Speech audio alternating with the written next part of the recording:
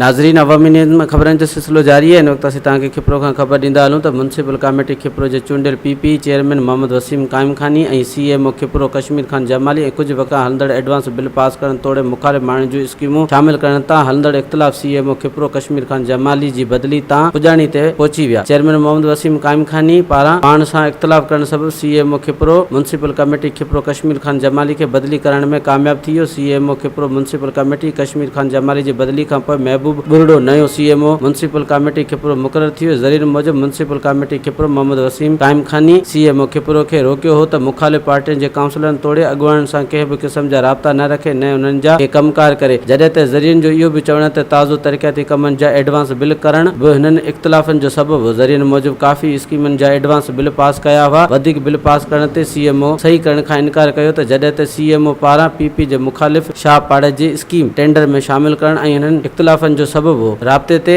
बदली कयल सीएमओ खिपरो कश्मीर खान जमाली चयो त एडवांस बिल पास करण वारो को मामिलो न हो। हिन चयो त चेयरमैन जो ज़ोर हो त मुखालिफ़नि जा कम न करियां। मूं शाह पाड़े जो विज़िट कयो, उते जे हक़ीक़ी स्कीमूं टेंडर में शामिल कयूं, जंहिं तां इख़्तिलाफ़ थिया पोइ मूंखे बदली कयो वियो। आऊं हर शहरी जो ऑफिसर हुअसि। जॾहिं त chairman municipal committee Khipro Mohammad Waseem Qaimkhani सां राब्तो करण जी कोशिशि कई त हिन फ़ोन अटेंड न कयो। वधीक ख़बरनि ऐं तफ़सील लाइ विज़िट कयो अवामी news Facebook page, YouTube page ऐं अवामी न्यूज़ वेबसाइट।